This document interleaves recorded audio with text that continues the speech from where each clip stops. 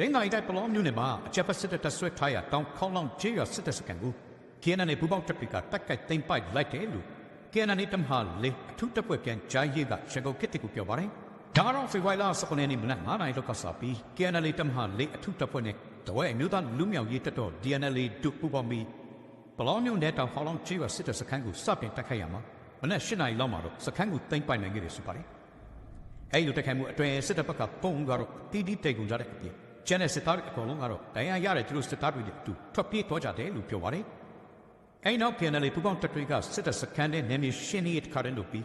စစ်သားတွေချန်ခဲ့တဲ့လက်နက်ခဲယမ်းအသုံးဆောင်ပစ္စည်းတချို့ကိုပါတွေ့ရှိခဲ့တယ်လို့KNLတမဟာလေအထူးတပ်ဖွဲ့ပြန်ကြားရေးကပြောထားပါတယ်။ဒါပြင်အဲဒီနေ့မှာပဲပလောမြို့နယ်တောင်ရကန်ကျေးရွာစစ်တပ်စခန်းကိုလည်းKNLအထူးတပ်ဖွဲ့ကဝင်ရောက်တိုက်ခိုက်ခဲ့ပြီးအဲဒီစခန်းကိုတိုက်ခိုက်တာကတော့တစ်ဖက်ကတောင်ခေါလောင်းစစ်တပ်စခန်းကိုသိမ်းပိုက်ဖို့အတွက်အာယုံဖရတဲ့အနေနဲ့တိုက်ခိုက်တာဖြစ်တဲ့အကြောင်းပဲ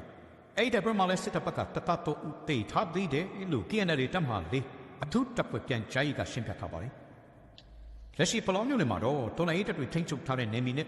စစ်တပ်ကတပ်ဆွဲထားတဲ့နေရာတွေဆိုတာမျိုးနှစ်ဖက်ရှိနေပြီးစစ်တပ်ကလည်းတော်လိုင်းတပ်တွေရဲ့နေမီတွေကိုရိုင်းရတယ်လို့စစ်ကြောင်းထိုးတာတွေလုပ်နေရှိသလိုတော်လိုင်းတပ်တွေကလည်းစစ်တပ်တပ်ဆွဲထားတဲ့နေရာတွေကိုအခုလိုပဲတံပြန်တိုက်ခိုက်ချေမှုမှုတွေနဲ့စကန်သိမ်းပိုင်မှုတွေပါလုပ်နေရှိတယ်လို့ဒေတာတွင်သတင်းအရှင်မီကပြောထားပါသေးတယ်ခင်ဗျ